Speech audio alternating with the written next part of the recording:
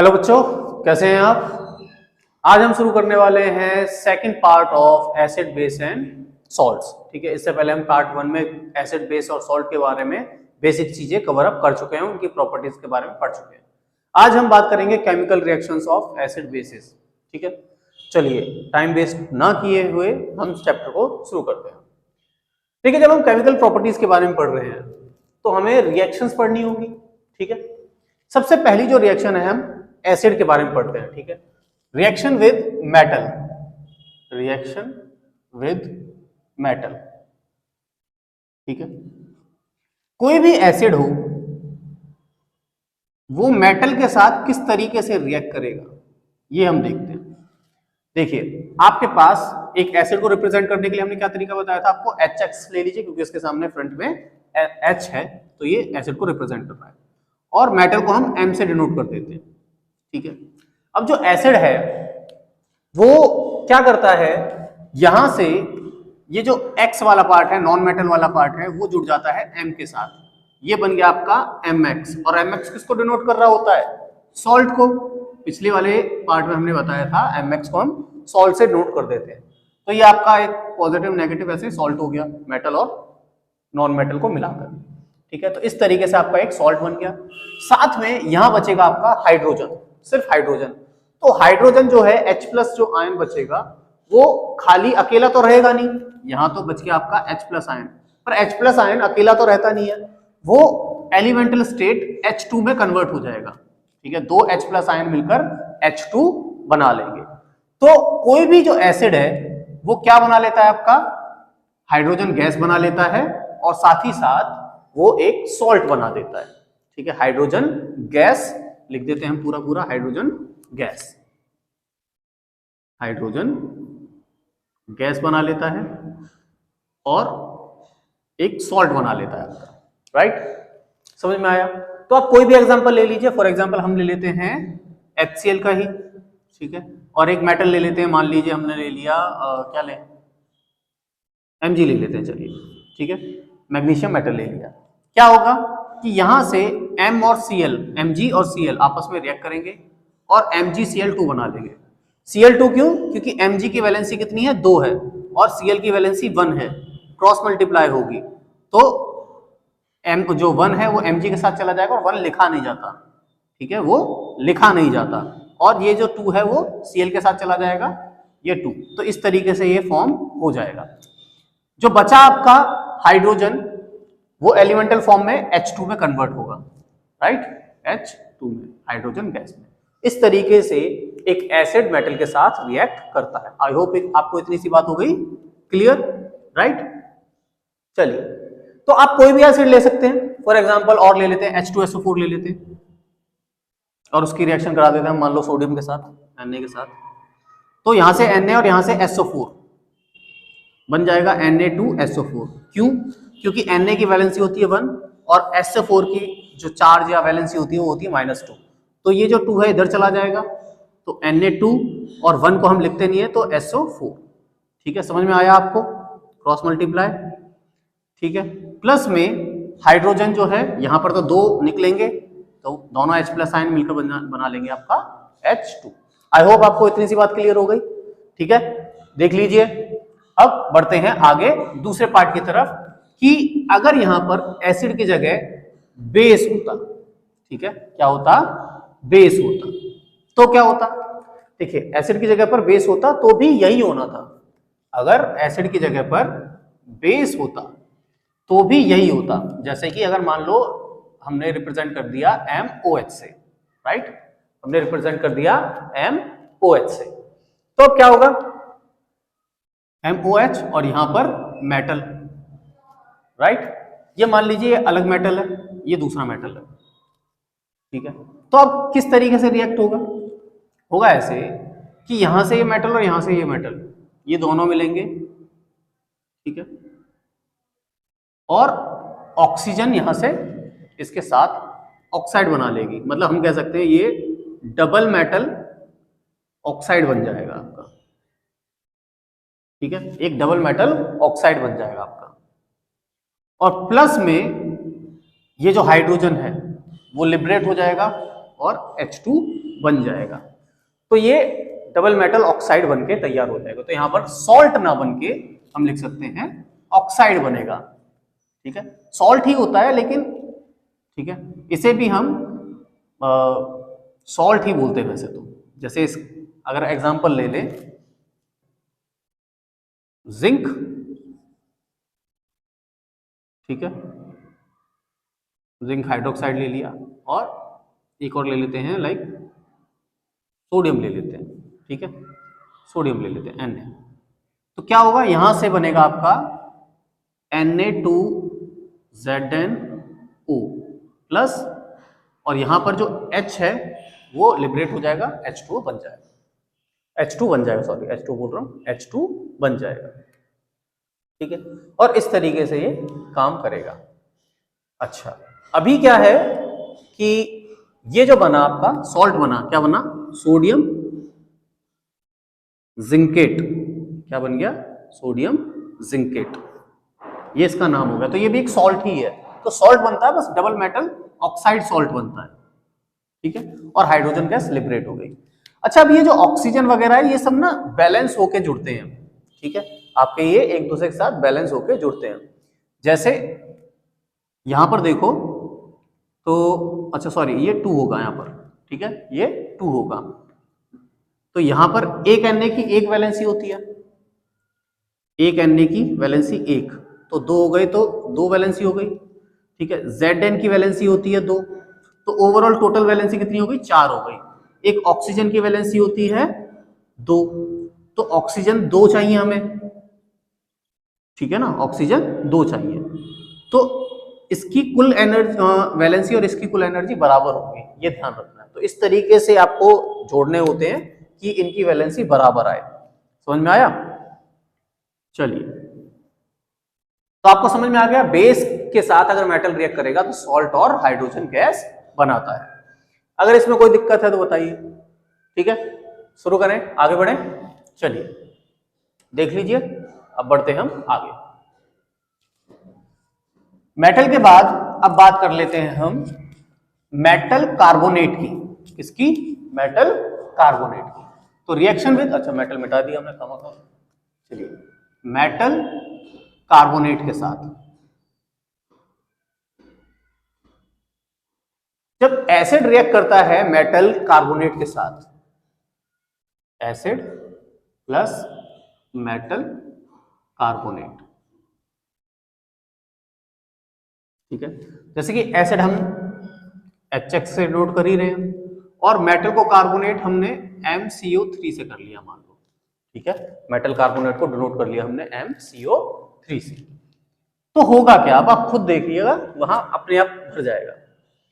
तो यहां से ये जो X है और यहां से ये जो M है, मेटल और नॉन मेटल आपस में मिलेंगे और क्या बन जाएगा आपका MX। MX मतलब कि सॉल्ट, राइट, आपका बन जाएगा सॉल्ट।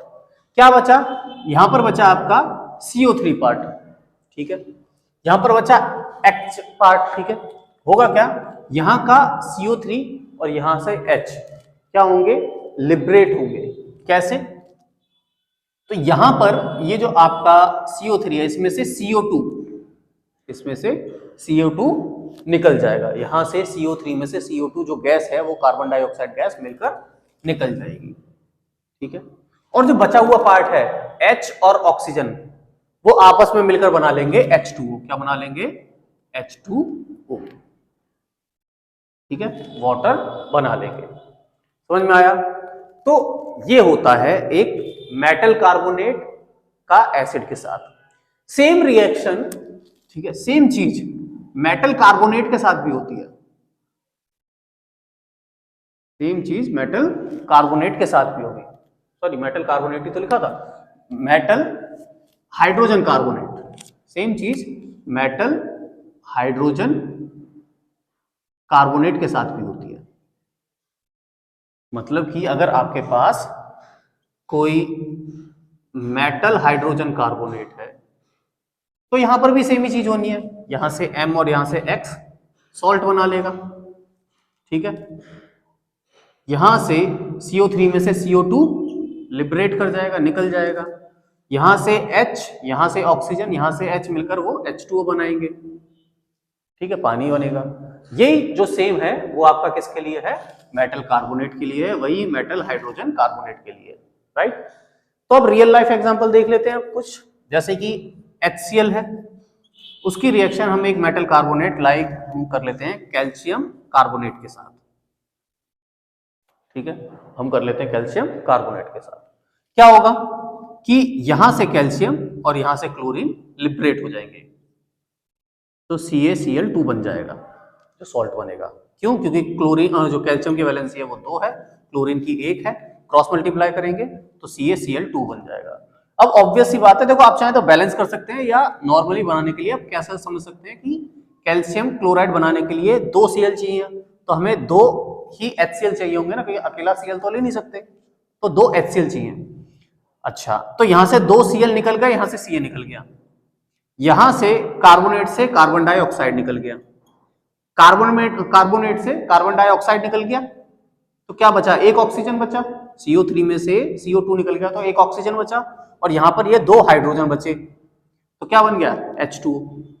और वैसे हमने बोल दिया हाइड्रोजन और ऑक्सीजन मिलकर H2O बनाते हैं, ठीक है। अगर आप बैलेंस भी ना करो तो भी हाइड्रोजन और ऑक्सीजन मिलकर जो वाटर है उसी को बनाते हैं जब आप रिएक्शन कराते हैं। आई होप आपको समझ में आ गया, ठीक है, क्लियर। आप किसी मेटल हाइड्रोजन कार्बोनेट को लेंगे, सोडियम बाइकार्बोनेट ले लें, कुछ भी ले लें, उसमें भी ऐसे ही होगा। जैसे H2SO4 ले लिया हमने, ये एक एसिड हो गया, और sodium bicarbonate, sodium hydrogen carbonate को सोडियम बाइकार्बोनेट भी कहते हैं, ठीक है। तो हाइड्रोजन कार्बोनेट कह लो या फिर बाइकार्बोनेट कह लो, क्या कह लो, बाइकार्बोनेट, दोनों का मतलब सेम है, राइट। तो इसकी जब रिएक्शन कराएंगे तो वही चीज, यहां से Na और यहां से SO4 आपस में जुड़ेंगे, Na2SO4, ठीक है, प्लस में यहां से कार्बोनेट से कार्बन डाइऑक्साइड निकलेगा, प्लस में यहां से हाइड्रोजन, यहां पर ऑक्सीजन मिलकर आपका बना लेगा H2। वो चीजें बैलेंस होनी है, वो आपस में हो जाएंगी। आपने बैलेंसिंग सीखी है, ठीक है, आई होप आपने बैलेंसिंग सीखी है फर्स्ट चैप्टर में, ठीक है। तो इस तरीके से होता है जब हम मेटल कार्बोनेट का या बाइकार्बोनेट का रिएक्शन कराते हैं एसिड के साथ। लेकिन यहां जो कार्बन डाइऑक्साइड निकल रही है, जो कार्बन डाइऑक्साइड है, इस गैस का पता कैसे किया जाता है? इस गैस का पता करने के लिए हम क्या करते हैं, टेस्ट करते हैं, ठीक है। इरेज कर रहा हूं थोड़ा सा। तो ये जो इस रिएक्शन में कार्बन डाइऑक्साइड निकल रही है, इस कार्बन डाइऑक्साइड को टेस्ट कैसे करते हैं, टेस्ट फॉर कार्बन डाइऑक्साइड, ठीक है, कार्बन डाइऑक्साइड। इसके लिए टेस्ट कैसे करते हैं, देखिए, इसके लिए टेस्ट करने के लिए हम क्या करते हैं, हम कैल्शियम हाइड्रोक्साइड के साथ, कैल्शियम हाइड्रोक्साइड के साथ कार्बन डाइऑक्साइड की रिएक्शन कराते हैं। कैसे कराएंगे, ये जो कार्बन डाइऑक्साइड गैस निकल रही है इसे कलेक्ट करेंगे, ठीक है, और कलेक्ट करके एक दूसरे बीकर में जिसमें कैल्शियम हाइड्रोक्साइड होगा उससे पास करेंगे, ठीक है, लगातार। तो इस तरीके से अपने आप रिएक्शन हो जाएगी उसमें। अच्छा, कैल्शियम जो आपका हाइड्रोक्साइड है इसे लाइम वाटर भी कहते हैं, क्या बोलते हैं, लाइम वाटर। कैल्शियम हाइड्रोक्साइड को लाइम वाटर या स्लेक्ड लाइम भी बोल देते हैं, स्लेक्ड लाइम, ठीक है, समझ में आया, इसे स्लेक्ड लाइम भी बोल देते हैं। तो ये जो लाइम वाटर है, स्लेक्ड लाइम है या कैल्शियम हाइड्रोक्साइड है, इसकी रिएक्शन जब हम कार्बन डाइऑक्साइड से करते हैं तो होता क्या है कि यहां बन जाता है आपका कार्बन, सॉरी क्या है, हाँ, कैल्शियम कार्बोनेट, ठीक है। यहां से ये कार्बन डाइऑक्साइड इसके साथ जुड़ता है और कैल्शियम कार्बोनेट बन जाता है और साथ ही साथ बन जाता है H2O पानी। अब ये जो कैल्शियम कार्बोनेट है ये क्या है, एक तरह की चौक है, ठीक है, ये समझ लीजिए एक तरह की चौक है, या फिर हम ये कह सकते हैं कि जो आपका मार्बल होता है, ठीक है, उसमें भी कैल्शियम कार्बोनेट होता है कि आपने फर्स्ट चैप्टर अगर पढ़ा है तो उसमें ये वाला पोर्शन आया था, ठीक है ना। तो चौक का कलर कैसा होता है? व्हाइटिश कलर का होता है। मार्बल का कलर कैसा होता है? व्हाइटिश कलर का होता है। तो ये जो पानी का कलर होता है, ये पहले कैल्शियम हाइड्रोक्साइड जो घुला हुआ होता है पानी में, वो कलरलेस सा होता है। ठीक है, कैसा है? ये कलरलेस है। ठीक है, इन एक्वस सॉल्यूशन, ये पानी में घुला हुआ है जब, तब ये कलरलेस है। लेकिन जब ये CO2 के साथ रिएक्शन देता है तो इसका जो कलर है वो मिल्की हो जाता है, वाइट हो जाता है। ठीक है, जो पानी है वो वाइटिश हो जाता है, क्योंकि अब कैल्शियम कार्बोनेट बन गया। और कैल्शियम कार्बोनेट घुलता नहीं है पानी में। जैसे चौक घोलो पानी में तो घुलेगी नहीं? घुलेगी ना। बिल्कुल वैसा ही हो जाता है, उसमें चौक जैसा स्ट्रक्चर बनने लगता है। ठीक है, चौक लाइक लिख देता हूं, चौक क्या ही लिखना है। ठीक है, चौक लाइक स्ट्रक्चर बनने लगता है और वो घुलता नहीं है उसमें। ये पहचान है, टेस्ट है कि किसी भी चीज से कार्बन डाइऑक्साइड पास हो रही है, बन रही है। राइट। अब एक और कंडीशन आ जाती है कि अगर आप बहुत देर तक या एक्सेस अमाउंट में कार्बन डाइऑक्साइड पास करते रहें। ठीक है, एक्सेस अमाउंट में अगर कार्बन डाइऑक्साइड पास करें आप, तो क्या होगा? जब आप एक्सेस कार्बन डाइऑक्साइड इस सॉल्यूशन से पास कर रहे होंगे, पहले शुरुआत में आप कार्बन डाइऑक्साइड पास कर रहे हैं तो उससे कैल्शियम कार्बोनेट बन रहा है। लेकिन अब जब उसमें ऑलरेडी कैल्शियम कार्बोनेट बन चुका है और फिर भी आप उसमें जो कार्बन डाइऑक्साइड है उसे पास किए जा रहे हैं, तो क्या होगा कि इस कैल्शियम कार्बोनेट जो ऑलरेडी बन चुका है उसमें जब कार्बन डाइऑक्साइड पास करेंगे तो फिर होगा ये कि इसमें जो पानी है, ठीक है, जो पानी तो होगा ही ना, H2O जो है इसमें प्लस में H2O, ये पूरी रिएक्शन में इसमें फिर से आप अगर एक्सेस में कार्बन डाइऑक्साइड पास कर रहे हो तो ये क्या होगा? ये बना लेगा आपका कैल्शियम हाइड्रोजन कार्बोनेट। ठीक है, ये बना लेगा कैल्शियम हाइड्रोजन कार्बोनेट।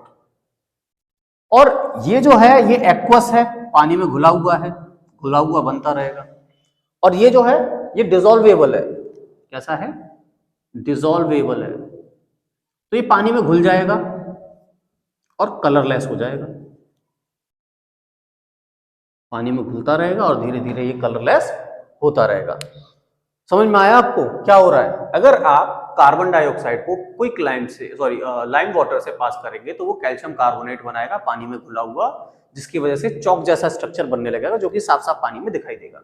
लेकिन फिर भी आप एक्सेस अमाउंट में उसी के अंदर कार्बन डाइऑक्साइड पास करते रहेंगे तो ये प्लस ये मिलकर, तीनों मिलकर आपका कैल्शियम हाइड्रोजन कार्बोनेट बना लेंगे, जो कि पानी में डिसॉल्व हो जाता है और कलरलेस बन जाता है। तो जो उसकी मिल्कीनेस थी वो फिर से खत्म हो जाएगी। समझ में आया? तो ये दूसरा केस भी आपको पता होना चाहिए। आई होप आपको इतनी सी बात हो गई क्लियर। ठीक है, अब आपने एसिड का तो देख लिया कि एसिड मेटल कार्बोनेट के साथ या मेटल बाइकार्बोनेट के साथ जो सॉल्ट देता है, ठीक है, वो किस तरीके से देता है, कार्बन डाइऑक्साइड देता है वो किस तरीके से देता है। पर बेस जो है, ठीक है, आप अगर बेस की रिएक्शन कराते हैं किसी भी मेटल कार्बोनेट के साथ या फिर बेस की रिएक्शन कराते हैं किसी भी मेटल हाइड्रोजन कार्बोनेट के साथ, तो आपको कोई भी रिएक्शन नहीं मिलती है। क्या हुआ? कोई भी रिएक्शन नहीं मिलती है।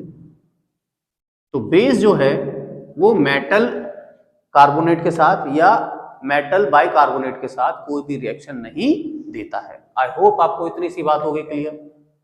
देता इसलिए नहीं है क्योंकि ये जो है मेटल कार्बोनेट या मेटल बाइकार्बोनेट ये थोड़े से बेसिक नेचर के ही होते हैं। ठीक है, अब ये खुद बेसिक नेचर के हैं, ये बेस के साथ क्या ही रिएक्ट करेंगे? बेस आपस में क्या रिएक्शन करेंगे? कुछ नहीं, है ना। रिएक्ट करने के लिए थोड़ा अलग होना चाहिए। ठीक है, तो इनकी कोई रिएक्शन नहीं होती है। एक बेस की खुद के साथ मतलब दूसरे मेटल बाइकार्बोनेट के साथ या मेटल कार्बोनेट के साथ कोई रिएक्शन नहीं होती। आई होप आपको बात हो गई क्लियर। ठीक है, चलिए इसके बाद जो टॉपिक आता है वो है न्यूट्रलाइजेशन। कौन सा है? न्यूट्रलाइजेशन। न्यूट्रलाइजेशन रिएक्शन क्या होता है इस रिएक्शन में? इस रिएक्शन में होता यह है कि एसिड और बेस, ठीक है, ये दोनों मिलकर एक सॉल्ट बना लेते हैं। और प्लस में वाटर बनाते हैं। यही कहलाता है आपका neutralisation reaction. The reaction between acid and base to give salt and water is called neutralisation reaction. और एसिड अगर स्ट्रांग होगा, बेस अगर स्ट्रांग होगा तो एक न्यूट्रल एसिड न्यूट्रल सॉल्ट बनेगा, ये हमने ऑलरेडी देख लिया। अगर एक वीक एसिड होगा, स्ट्रांग बेस होगा तो बेसिक सॉल्ट बनेगा। अगर एक स्ट्रांग एसिड होगा, वीक बेस होगा तो एसिडिक सॉल्ट बनेगा। ये हम पहले ही फर्स्ट पार्ट में कवर कर चुके हैं, अगर आपको याद हो तो आई होप आपको इतनी सी बात हो गई क्लियर। इसके एग्जांपल देखने हैं तो आप देख लो, वैसे पहले ही कर चुके हैं हम इसके बारे में, ठीक है। दूसरा ले लेते हैं MgOH। तो ये रिएक्शन देगा इसके साथ, तो यहाँ H2 तो बनेगा ही बनेगा, ठीक है। साथ ही साथ यहाँ मैग्नीशियम और यहाँ पर जो Cl है ये दोनों मिलकर MgCl2 बना लेंगे, क्योंकि Cl की वैलेंसी 1 और Mg की वैलेंसी 2 क्रॉस मल्टीप्लाई होगा तो वो ये बना लेगा, ठीक है। तो ये है न्यूट्रलाइजेशन रिएक्शन। आई होप आपको इतनी सी बात हो गई क्लियर। चलते हैं आगे का जो टॉपिक है वो है इन्हीं से रिलेटेड, न्यूट्रलाइजेशन रिएक्शन के अंडर ही आता है, ठीक है। देखिए उससे पहले आपको एक चीज बता देता हूं, मेटल ऑक्साइड, ठीक है, मेटल ऑक्साइड जो होते हैं, लिख देते हैं इन्हें मेटल ऑक्साइड, जब एसिड के साथ रिएक्शन देते हैं तो क्या होता है, यहां पर भी सॉल्ट प्लस वाटर ही बनता है, सॉल्ट प्लस वाटर ही बनता है। तो ये क्या है, न्यूट्रलाइज हो रहा है, राइट। जब एसिड के साथ किसी भी हम मेटल ऑक्साइड की रिएक्शन कराते हैं तो सॉल्ट प्लस वाटर बन जाता है। पर हमें पता है कि सॉल्ट प्लस वाटर कब बनता है, जब किसी बेस के साथ एसिड रिएक्ट कर रहा हो, तब हमारा एक सॉल्ट और वाटर बनता है। ये न्यूट्रलाइजेशन रिएक्शन होती है ना। सॉल्ट और वाटर कब बनता है, जब एसिड के साथ बेस रिएक्ट कर रहा हो। पर हमें ये तीन चीजें तो सेम मिल रही हैं, ये अलग है। इसका आइडिया ये लगा सकते हैं कि ये जो मेटल ऑक्साइड है ये असल में इसका नेचर क्या है, बेसिक नेचर ही है। इसका नेचर क्या है, बेसिक नेचर ही है। ये इस तरीके से आपको दे रखी है बातें बुक के अंदर। तो आपको अभी सिंपल समझ लेना है कि मेटल ऑक्साइड बेसिक होता है, बेसिक इन नेचर होता है। ये आपने फर्स्ट चैप्टर में जो मैग्नीशियम रिबन वाली जो आपकी एक्टिविटी है आपके स्कूल में आई थिंक परफॉर्म करके दिखाई रखी होगी, ठीक है। उसमें क्या होता है, जब मैग्नीशियम रिबन को जलाते हैं उसके बाद जो वो व्हाइट राख सी बचती है उसका हम लिटमस टेस्ट करके दिखाते हैं, तो पता चलता है कि वो जो रेड लिटमस है उसे ब्लू में चेंज कर देता है। तो हम पता कर लेते हैं कि वो मेटल ऑक्साइड कैसा हो गया, बेसिक हो गया। हम कह सकते हैं एक मेटल ऑक्साइड जब एसिड के साथ रिएक्ट कर रहा है तो सॉल्ट और वाटर बना रहा है। फॉर एग्जाम्पल हम अगर ले लेते हैं Na2O, उसकी रिएक्शन हम किसी एक एसिड के साथ करा लेते हैं H2SO4। चलो बहुत देर हो गई H2SO4 लेते हुए, कोई और एसिड ले लेते हैं, HNO3 ले लेते हैं, ठीक है। HNO3, ठीक है, ये HNO3 हो गई। क्या होगा कि यहां से ये जो सोडियम है ये इस वाले पार्ट के साथ रिएक्ट करेगा, ठीक है। ये जो सोडियम है ये इस नेगेटिव वाले पार्ट के साथ रिएक्ट करेगा और NaNO3 बना लेगा। क्यों, क्योंकि Na की भी वैलेंसी 1 होती है और NO3 की भी वैलेंसी 1 होती है, इसलिए दोनों क्रॉस मल्टीप्लाई करेंगे और 1 को हम लिखते ही नहीं, तो NaNO3 बन जाएगा। प्लस में यहाँ ये H और यहाँ ये ऑक्सीजन मिलकर H2 बना लेंगे। हमने पहली बात की थी कि H और ऑक्सीजन जब मिलते हैं एक दूसरे से तो वो H2O बना लेते हैं, वाटर बन जाएगा। बैलेंस करेंगे तो वो अपने आप आ जाएगा कि यहाँ पर H 1 है, ठीक है, यहाँ पर ऑक्सीजन 1 है, वो सब बैलेंस करते हैं तो हो जाता है, ठीक है। बैलेंसिंग इसीलिए की जाती है। समझ में आ गया। इस तरीके से हमारा एक मेटल ऑक्साइड एसिड के साथ न्यूट्रलाइजेशन रिएक्शन ही देता है, राइट। समझ में आ गया। बढ़े आगे बात करें आगे की। देखिए जिस प्रकार मेटल ऑक्साइड एसिड के साथ सॉल्ट प्लस वाटर की रिएक्शन दे रहा है, एक न्यूट्रलाइजेशन रिएक्शन दे रहा है, उसी तरीके से एक बेस के साथ कोई भी नॉन मेटल ऑक्साइड ठीक है, नॉन मेटल ऑक्साइड जब हम रिएक्ट कराते हैं तो वो भी एक सॉल्ट प्लस वाटर की ही रिएक्शन देता है। और ये तो हमें समझ में ही आ गया कि इतना पार्ट जो है ये प्लस ये तीनों सेम है, बस एसिड की जगह पर मेटल ऑक्साइड है, फिर भी न्यूट्रलाइजेशन रिएक्शन हो रही है। दैट मीन्स ये जो मेटल ऑक्साइड है ये कैसा है, एसिडिक इन नेचर है। ठीक है, अब इसकी रिएक्शन आप ऑलरेडी देख चुके हो। एक नॉन मेटल ऑक्साइड कौन सी रिएक्शन देख चुके हो, कार्बन डाइऑक्साइड की। कार्बन नॉन मेटल है, ठीक है, कार्बन का ये ऑक्साइड है तो नॉन मेटल ऑक्साइड हो गया। इसकी रिएक्शन आप एक बेस के साथ देख चुके हो जो कि है कैल्शियम हाइड्रोक्साइड। कैल्शियम हाइड्रोक्साइड एक बेस है ना, अभी हमने थोड़ी देर पहले की थी। तो जब हम बेस के साथ कैल्शियम हाइड्रोक्साइड जो कि एक बेस है उसके साथ कार्बन डाइऑक्साइड की रिएक्शन कराते हैं तो क्या होता है कि ये जो पार्ट है ये इसके साथ जुड़ जाता है, एक सॉल्ट बन जाता है कैल्शियम कार्बोनेट, और प्लस में बन जाता है आपका वाटर। ये इससे पहले अभी हमने थोड़ी देर पहले रिएक्शन देखी थी।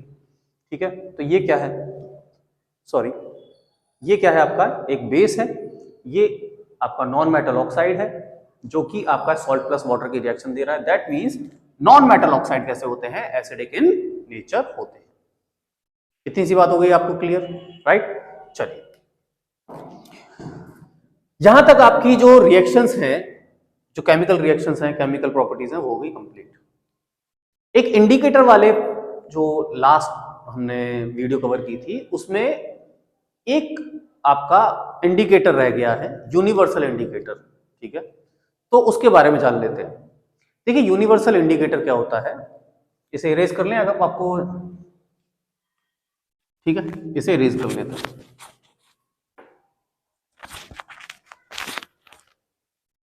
तो यूनिवर्सल इंडिकेटर क्या होता है कि ये ना एक कई सारे सॉल्यूशंस का मिक्सचर होता है। ठीक है, कई सारे कह सकते हैं इंडिकेटर्स का मिक्सचर होता है जो कि अलग अलग सॉल्यूशन के साथ अलग अलग कलर देता है। ऐसे सॉल्यूशन को हम कहते हैं यूनिवर्सल इंडिकेटर, राइट। तो यूनिवर्सल इंडिकेटर का एक बहुत अच्छा एग्जांपल है वो पीएच पेपर जो होता है, ठीक है, जो अपना कलर चेंज करता है। आपने इस तरह की ये लाइनिंग देख रखी होगी जो कलरफुल लाइनिंग है, ठीक है, आपके स्कूल में वो पीएच पेपर दिखाया होगा कि उसे किसी चीज के अंदर डिप करते हैं तो वो अलग अलग कलर देता है, और उस कलर को फिर हम इस कलर के साथ मैचअप करके देखते हैं और फिर आइडिया लगाते हैं कि इसका पीएच कितना आया होगा, राइट। वो होता है एक यूनिवर्सल इंडिकेटर जो हर किसी के लिए एक्ट करता है, चाहे वो सॉल्ट है, चाहे वो बेस है, चाहे वो एसिड है, वो हर चीज को आइडेंटिफाई कर देता है। यूनिवर्सल हर केमिकल को आइडेंटिफाई कर देता है कि वो एसिड है, बेस है या सॉल्ट है, राइट। चलिए, तो आज यहीं तक। कल की वीडियो में हम बात करेंगे सॉल्ट के बारे में, सॉल्ट के कुछ रिएक्शंस हैं उसके बारे में बात करेंगे, ठीक है। तब तक के लिए हम लेते हैं इजाजत। चलिए, अगर वीडियो अच्छी लगी हो, समझ में आ रहा हो, बहुत अच्छी बात है। एग्जाम के टाइम पे देख रहे हो तो बेस्ट ऑफ लक। एग्जाम आने ही वाले हैं, थोड़ा सा और ज़्यादा ध्यान दीजिए, अपने दोस्तों के साथ शेयर कीजिए। अगर आपको अच्छी लग रही है तो उन्हें भी अच्छी लगेगी, आई थिंक उनके लिए हेल्पफुल होगी। वीडियो के डिस्क्रिप्शन में आपके पास टेलीग्राम चैनल और व्हाट्सएप चैनल के लिंक है, प्लीज़ जाके ज्वाइन कर लीजिए उन चैनल को, ताकि आपको डायरेक्ट वीडियो के लिंक मिल सके, आपको यूट्यूब पे सर्च करने की जरूरत ना पड़े, आप डायरेक्ट वन क्लिक कीजिए और अपना वीडियो देख लीजिए, ठीक है। तो चलते हैं, मिलते हैं नेक्स्ट वीडियो में। Thank you.